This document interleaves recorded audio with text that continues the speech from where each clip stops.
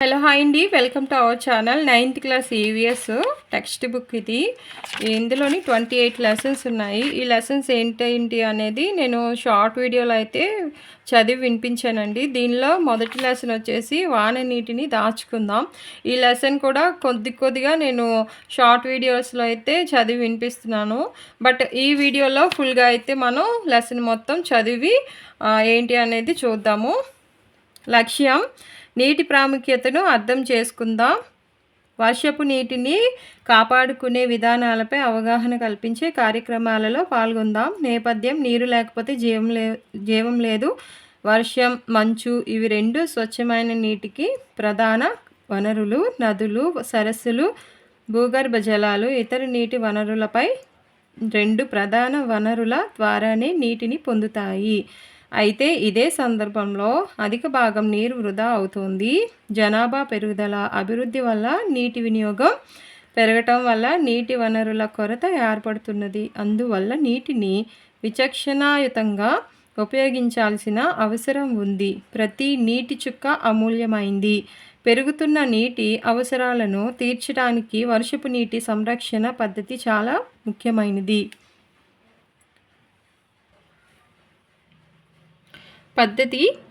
దేశంలో వివిధ ప్రాంతాలలో వర్షపు నీటి సంరక్షణ పద్ధతులు ఏ విధంగా ఉన్నాయో వార్తాపత్రికలు, మాసపత్రికలు, అంతర్జాలం మొదలైన వాటి నుండి తెలుసుకోండి. మన రాష్ట్రంలో ప్రస్తుతం అమలవుతున్న నీటి సంరక్షణ పద్ధతులు తెలుసుకోండి. నీటి సంరక్షణ పద్ధతులను పాటించని 2 ప్రాంతాలను పరిశీలించండి. గృహ అవసరాలకు నీటి లభ్యత, వినియోగం వివరాలను పోల్చండి. ముగింపు: నీరు లేకుండా మనం రోజువారీ పనులు ఏవి నిర్వహించుకోలేం కదా. చాలామంది నీరు ఉచితంగా లభిస్తోంది కదా అని ఇష్టం వచ్చినట్లుగా వాడేస్తుంటారు. బాధ్యత లేనట్టుగా ప్రవర్తిస్తుంటారు. నీరు ఎంతో విలువైనదని మనం అందరం తెలుసుకున్నాం. కాబట్టి నీటిని పొదుపుగా వాడడం అలవాటు చేసుకుంటే నీటి వనరులను కాపాడుకున్నట్లే. ఇవి చాలా చిన్న పనులే అయినప్పటికీ చాలా పెద్ద ఫలితాలను ఇస్తాయి. వాన నీరు వృధాగా పోకుండా ఇంకా ఏమేమి చేయవచ్చు ఆలోచిద్దాం.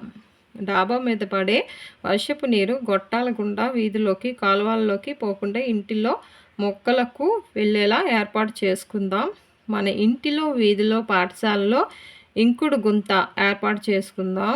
వాన నీటిని పట్టి డబ్బాలలో నిల్వ చేసి ఇంటి అవసరాలకు వాడుకుందాం. ఇంటిలో నీరు అందుబాటులో ఉన్నప్పటికీ ఇలా చేస్తే కరెంటును కూడా కాపాడుకోగలుగుతాం కదా.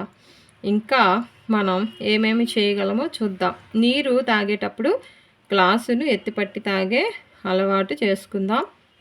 దీనివల్ల గ్లాసు కడగడానికి మరొక గ్లాసు నీటిని వృధా చేయవలసిన అవసరం ఉండదు. కాళ్ళు, చేతులు కడుక్కునేటప్పుడు మొక్కల పాదుల్లో కడుక్కుంటే నీరు మొక్కలకు ఉపయోగపడుతుంది. తక్కువ గాఢత గల సబ్బును వాడి బట్టలు ఉతికితే ఆ నీటిని మొక్కలకు పెట్టవచ్చు. ఏ రకమైన సబ్బు ఉపయోగించినప్పటికీ ఆ నీటిని కొంతసేపు బకెట్లో ఉంచితే తేరుకుంటాయి. వాటిని టాయిలెట్లకు వాడుకోవచ్చు. స్నానాలకు వాడిన నీటిని కూడా వృధాగా డ్రైనేజీలోకి వదలకుండా మొక్కలకి పెట్టాలి.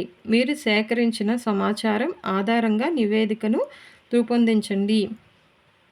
తదుపరి చర్యలు: మీ తులనాత్మక అధ్యయనం ఆధారంగా మీ ప్రాంతానికి అనువైన నీటి సంరక్షణ పద్ధతులను సూచించండి. మీ పాఠశాల, ఇల్లు, సమీప ప్రాంతాలలో నీటి సంరక్షణ పద్ధతులను పాటించేలా చేయండి. వాన నీటిని మనం ఎందుకు దాచుకోవాలి, లేకపోతే ఏమి జరుగుతుంది? మీరైతే ఏమి చేయగలరు అనుకుంటున్నారు? మీ ప్రణాళిక ఏమిటి? మొత్తం లెసన్ వచ్చేసి ఇదండి. ఇది సెకండ్ లెసన్ నెక్స్ట్ వీడియోలో అయితే పెడతాను.